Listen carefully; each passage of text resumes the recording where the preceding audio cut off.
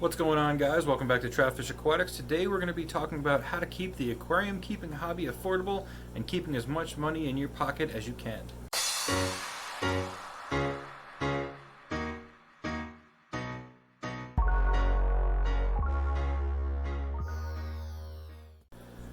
Alright, so keeping the hobby affordable, what do I mean by that? So what I mean is spending as little money as possible to get a full setup so that you can enjoy the hobby more for less, right? And I'm going to talk about a couple different ways that you can do that. And essentially what I'm talking about is, for example, if you want to set up this tank right here that I have, this nice planted tank, right?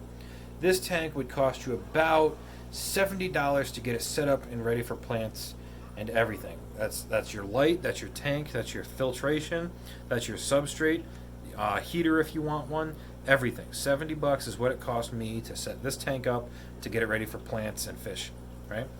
Now on the flip side of that, $70 is how much a 20-gallon starter kit costs that gets you a tank, a filter, and then the cheap LED hood that is not going to grow plants. So you'd have to throw that away and get another hood anyway, or another light.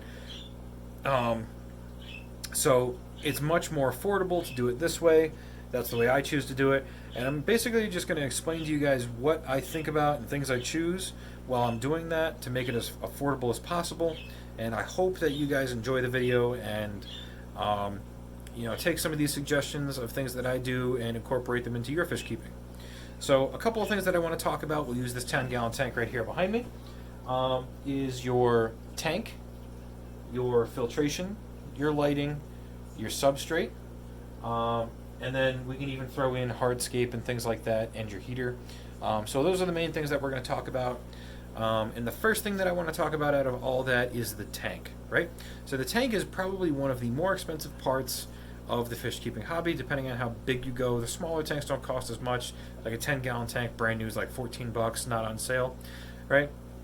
But if you're fortunate enough to live in the United States, we do have dollar per gallon sales at like PetSmart and Petco, and you can get a tank 20 gallons there for $20. Now, if you choose to get a tank at the dollar per gallon sale, I will warn and caution to make sure you're checking the seals and the build quality on the tank before you actually purchase it, because those tanks are so highly produced right before the dollar per gallon sales that the quality of the building does go down. I have seen some poor manufacturing on some of these tanks in the store that I've passed up and then purchased other ones. So a word of caution on the dollar per gallon sales, make sure you're checking the tank before you purchase it. Personally, I like to use a lot of used aquariums, so people are getting out of the hobby, and that's unfortunate, but it does work out for people like us who are really driving the hobby forward and getting a lot of tanks and getting them set up like me, and they're really cheap, right? So a lot of my tanks I got for free because people just didn't want them anymore, or just relatively a very minimal amount of money. So I look out for that. Now, a couple things you want to look for when you're getting used aquariums is you want to make sure the glass isn't cracked, right? The frames are in good condition, they're not broken or cracked, and that the silicone is in good shape. Now, if the silicone's in poor shape, resealing is very easy. I have a video on that. Go ahead and check it out if you need to reseal an aquarium.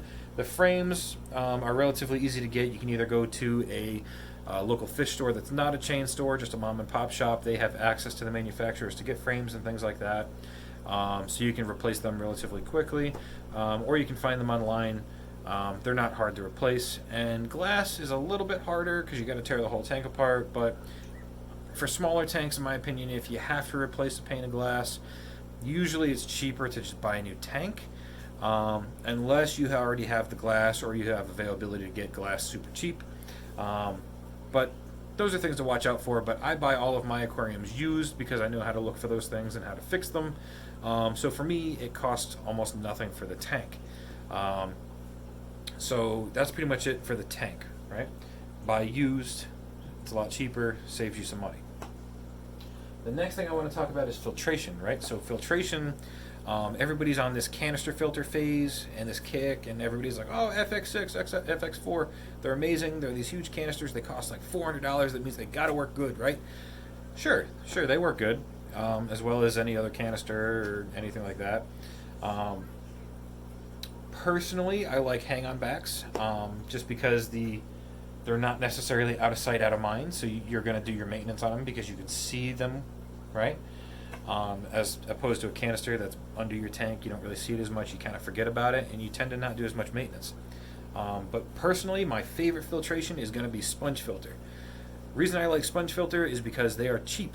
So this sponge filter is the only one I have running on this 55-gallon tank right here. It's about this big, and it costs $6, right? And there's no moving parts. You'll never have to worry about replacing any parts like that.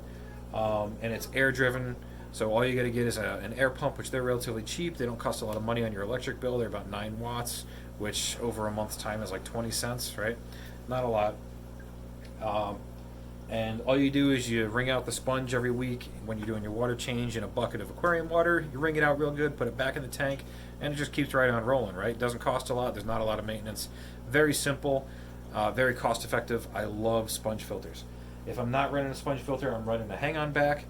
Throw away the cartridges. Cartridges are absolute junk. They're a money grab scheme. Stuff that hang on back with some sponge, put a pre-filter sponge on it, get as much biological filtration media in there as you can, and let it run, right? I don't have any chemical filtration on any of my tanks. It's all sponge, whether it's the hang on back or sponge filter, and as you can see, they're all crystal clear. You don't need all that crazy filtration stuff.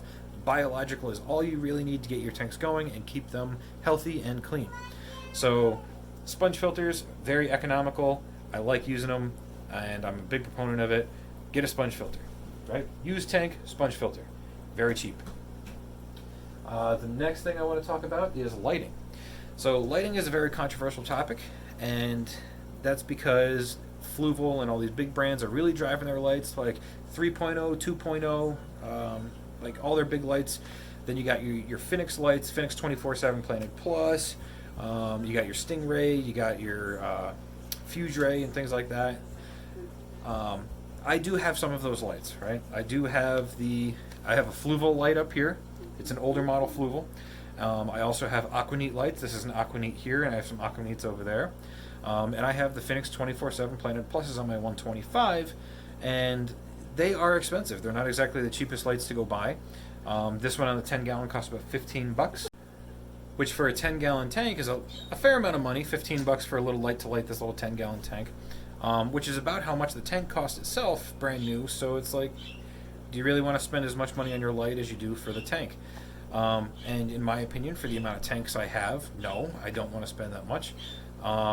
Like my 125, the Phoenix Planet Plus lights, they were $110 a piece. So I spent $220 on lighting for that tank. So I found a simpler solution. They grow plants just as good in all of the tests that I've done. And that would be under cabinet lighting, LED shop lights, things like that. They're all accessible at Walmart, so you don't even have to have a pet store around you to get these lights. And I actually have both of those sitting right behind me. So this here is an under cabinet light. You can kind of see it's very bright. It's lighting up that aquaterrarium very well, and it's growing all of those mosses and the little cypress tree in there very, very well. It's also growing the Anubias, which doesn't need a lot of light to grow anyway, very well in there. And I also have the same exact light up here in this Planet tank, right? It's growing these Amazon swords very well. It's growing the Anacars very well. I've got Java Fern and Anubias in there. That's all growing very well. Even the duckweed on top is growing very well, although it doesn't take anything to grow duckweed. And that Planet tank is flourishing. It's doing very, very well. These lights only cost $10. $10 at your local Walmart. They're super bright. If I go like that, you can see how bright that is. Super bright light, $10. And I put them on 20-gallon highs, 20 longs. I've got them up on my 55s. And the best part about these is you can connect 6 of them together. 6 is what they recommend in the manual for them, at maximum 6 of them. So you can run 6 of these lights connected all together, and you only have one plug, right? So you're not using up a lot of outlet space. I love these lights. They're excellent. 5,000 Kelvin, grows plants wonderfully, right? Another kind of lighting that I use is LED shop lights. So you can also get these at Walmart. They're only $16, and I use them on a lot of my 55-gallon tanks. So I've got one right here that you can see behind me. I also have one up here. If you're worrying that this one was a little bit dim and this one looks a lot brighter, I promise you that this one looks just as bright as that one, except I have like 5 pounds of anacarus and duckweed and jungle val that's 5 or 6 feet long growing across the top here, really shading that out, and it's still growing it very well. They're very bright. They are 3200 lumen, and like I said, 16 bucks. So that's what I'm saying about cost of lighting. Like this one here in this 10-gallon tank is $15 for this 10-gallon tank. This was $16 for a 55-gallon tank. Excellent lights. They grow plants well. And as far as lighting goes, if you're looking at setting up a very cheap planted tank, light is light. Plants will grow from 3200 Kelvin all the way up to 10,000 Kelvin. You just have to make sure that the plants are getting enough light, which is where the PAR rating comes in. You can kind of do a little research. Aquarium lights specifically give PAR ratings. A lot of these other ones don't. So I usually go off lumen for brightness, right? So a lot of planted tank lights run anywhere between 3,000 and 5,000 lumen. So these are 3,000 lumen. I think they work phenomenal, right? So that's my opinion on lighting. I really like the under cabinet lights. I also have some smaller under cabinet lighting here on all these tanks. This is under cabinet lighting, this is LED shop light, and this is aquanite and fluval light. So you can kind of see just what you're getting into by looking at all these tanks behind me. When you've got like mid-grade, high-grade, and then Walmart LED lights, right? So a used tank, sponge filter, and cheap LED lighting here, you're not looking at a lot of money, right? So the next thing you want to look at is substrate. If you want to run a planted tank or whatever, the substrate that I will recommend to everybody is black diamond blasting sand. If you're looking for substrate and you don't have a lot of money, but you need a lot of it to get tanks set up, it's $8 for 50 pounds, right? So 50 pounds, what can you do with 50 pounds? 50 pounds will get you 2 20s. You could even probably get 3 20s. You can do a 20 and a 29 with a bag. You could do a 55 with 2 inches of substrate. A 75-gallon tank behind me has got about 1.5 inches of substrate. I used 3 bags in my 125 that's in the living room. I've got about 2.5 inches of substrate. And even with all those bags, I think about 5 or 6 bags, it only cost me like 40 bucks. Right? So it's very, very cheap. It works excellent. It is inert, so you do have to use fertilizers, but I do believe there's little red specks in it. I don't know if you guys can see it up here. I believe that is iron, because it does leave little, I don't want to say rust marks in the glass on the bottom, but it wipes right off. It's not a big deal. And if you do a little bit of research, they used to take nails and throw them in planted tanks back in the 80s to get iron in there because they didn't know how else to get the iron in, and they would just let them rust and the plants would use that iron for nutrients. I've also noticed that in all my other tanks that don't use black diamond blasting sand, my Amazon swords become iron deficient. And in the black diamond blasting sand, they don't. So I do believe that there is iron in there for them to use. Aside from that, they're inert, so you're going to have to use root tabs and liquid fertilizers for your plants. But with all the money that you're saving on substrate, you can afford to get your fertilizer. So it's really not that big of a deal. If you don't like the look of black sand and you want a white or tan sand, I do recommend pool filter sand. It's about $6 for 50 or 40 pounds of it. And I have it up here with the axolotl. You can kind of see it right here that he's standing on. It's just as coarse as the black diamond blasting sand, so it won't compact on the roots of the plants and choke them out if it's a root feeder. So overall, those two sands do an excellent job at growing plants and holding those plants in place. And then you just use your fertilizers as you normally would. So the next thing I want to talk about is heaters. So for heaters, you want to do 5 watts per gallon or more, right? So the reason I say 5 watts per gallon is if you want to keep your tank at 10 degrees above ambient room temperature, you need 5 watts per gallon or more. So if you keep your house at 70 degrees and want to run a tropical tank at 80, 5 watts per gallon is what you need. So on a 10-gallon tank, you would need at least a 50-watt heater. On this one, I have a 100. The reason I oversize my heaters is they're going to work less, and they're going to be able to keep your tank at a more stable temperature because they don't have to work as hard, right?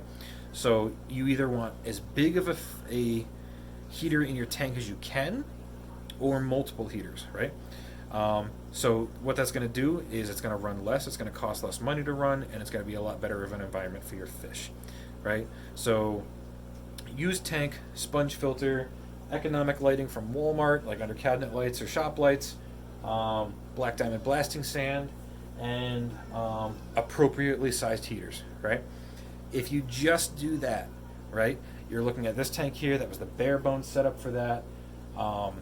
You're looking at about $70 for a full setup, as opposed to like the size, like I said, the starter kit being $70 for the tank, a cheap hang-on back, and lighting that you're going to have to replace anyway. So very, very affordable if you are already looking at getting a tank, right? One other thing that I didn't talk about is a lid, glass lids, or my video that I made for polycarbonate lids. They cost about the same. Make sure you get a glass lid or a polycarbonate lid and make one to let as much of that light through the tank as possible.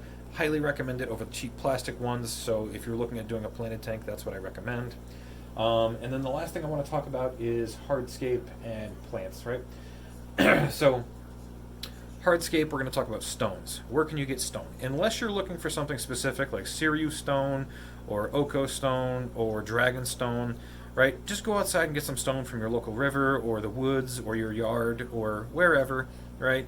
And then clean it up good. Hot water bath. Don't boil them. Some rocks have air pockets in them, and they could explode when you boil them, so don't do that. But if you want to boil water and put the rock in your sink and pour the boiling water over it, that's different. That'll kill anything that's on the surface if you're worried about that. And then you can use those stones in your tank. So that's what I do. A lot of these rocks that you see behind me are just from outside. I get them, clean them up good, put them in the tank. Driftwood. So something that I've recently learned is there's actually people that go out and dredge lakes for driftwood, right? So go on like Craigslist and Facebook Marketplace and look up driftwood, because sometimes you can find people selling it. I found a nice lady that she was selling driftwood that they dredged out of a local lake, and I was looking for a piece for my 150-gallon native tank that I'm setting up soon, and I found this big 48-inch piece. It's 48 inches long, 24 to 26 inches tall, and about this wide, right? About 4 inches, 5 inches wide. And it's going to look amazing in my 150, and she only charged me $40. Now, if you were to get a piece of wood like that at a local store, you're looking $200 to $300, right? So try and find local source driftwood. Another place that you can go and find driftwood is a nursery. So by nursery, I'm talking like plant nursery and landscaping and stuff like that. If you can find a local landscaping business, a lot of times they'll have driftwood there that people purchase as decorative yard pieces, right? So you can get driftwood there relatively cheap too. You don't have to buy it from your fish store. So another option is you can just get wood from the woods, but make sure you go online. You can check and see what kind of natural trees that are local to you are poisonous and non-poisonous to your fish, or toxic or non-toxic, however you want to put it. You can find lists of the good wood and the bad wood online, and fortunately a lot of the wood is on the good list and very small amount is on the bad list. So make sure you check that out. Make sure you know what you're getting if you're just going out to the woods and getting wood. Strip the bark off, and then make sure you dry it out. So you can dry out the driftwood by either putting it in the oven and baking it at a low temperature. You don't want to get it crazy hot and have it catch on fire or anything like that. Or you can just leave it sit outside for a couple months. Now, this is something you definitely want to do in advance, but let it sit outside and just let the sun dry it out. Make sure you don't have any bark on there, and once it's dried out, then you just start soaking it, and then it should be good once all the tannins are out to use in your aquarium. So that is an option. A lot of people aren't going to want to do that option because of how long it does take, so you just want to source a local place to get yourself some driftwood. As far as plants go, you can go to local waterways and remove plants. Make sure you check with your local regulations first. You don't want to do anything illegal, because some places that is illegal. But if that is an option that is available to you and it is legal in your area, go ahead down there. You can remove some of the plants, bring them back to your home, and you want to make sure you sterilize them, right? So you can either do a 10% bleach dip for like 30 seconds to kill any parasites, invertebrates, or anything like that that might be on those plants. You can kill it with a 10% bleach dip, or you can do a peroxide dip at a 50% peroxide, 50% water, and dip that for a couple minutes, and then that'll do the same thing. It'll kill off anything that might be bad on there. And then personally, I would take those plants and set them in a quarantine tank to make sure that you did get everything off of there. And then you can go ahead and use those plants in your tank. Now, one of the risks with this is some plants aren't going to survive when you move them into an aquarium environment because the lighting that we provide these tanks is nowhere near what they are used to getting on a normal everyday basis. The sun runs about 1200 par, and the best lighting that we can get from Fluval only runs about 35 par, right? So there's a huge difference there in the amount of photoactive radiation that these plants are getting. So they may die back and end up overall dying completely because of the lack of light. But sometimes you can get lucky and your plants survive and they'll grow and be beautiful and everything in your tank, and you didn't have to pay anything for them. So that's another option available to you. Otherwise, source local breeders. Right? So a lot of local breeders are going to have plants and stuff like that they have in excess that they will either sell to you cheap or give to you. And you know, it doesn't really cost anything. Or you can, got a hair in my mouth.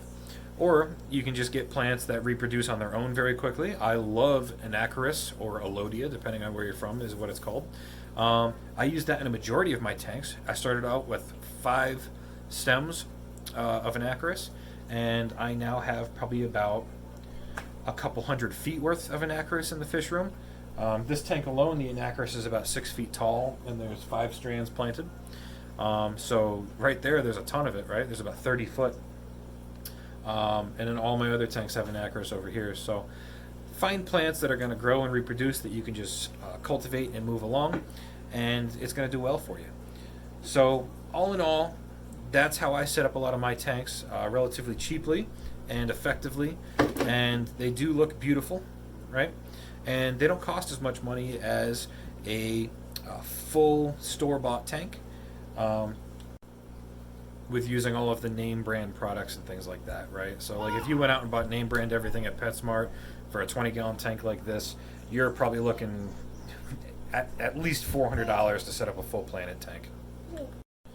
So as a quick recap of the way I set up my tanks, right? You want to get a used aquarium, or at least $1 per gallon sale, or a cheap tank.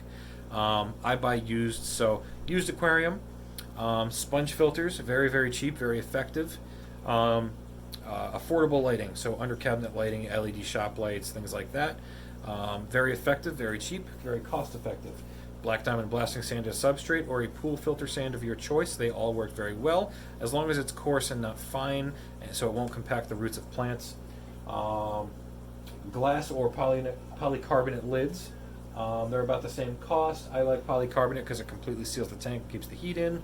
You want an appropriately sized heater, so that way they don't cost a lot to heat the tank and run effectively, and keep your tank at stable temperatures. And then natural decor, either from outside or local sources or other hobbyists, right? So that's basically it for this video, guys. That's how to keep the hobby affordable, at least in my opinion. That's how to do it. And let me know what you guys think. Let me know if any of these tips are going to work out for you. And I do have a video coming out in the future, so stay tuned for that, on things to check for on used aquariums. I think that's going to benefit a lot of people. So stay tuned for that video. And I do have the 150-gallon video coming. I know I keep talking about it and I don't have any progress on it, but I went out and bought the Driftwood. I'm selecting the substrates that I want and things like that. And I'm narrowing down the stocking that I want to put in there, as well as the plant types that I want to get in there. So hopefully this weekend, I do have 3 days off. I'll be able to remove the 75-gallon from this stand, modify the stand, put the 75 up on top, and get the bottom ready for the 150. That way, as soon as I have somebody to help me get this thing in here, because a lot of people they hear me go, hey, can you help me move a 350-pound aquarium? They're like, I don't know if I want to do that. So as soon as I get people to help me get this thing in here, it'll be in here, it'll be getting resealed, and it'll be getting set up. So Thank you guys for watching Trapfish Aquatics. Go ahead and like the video, leave a comment down below, let me know what you think, and I will see you guys in the next video.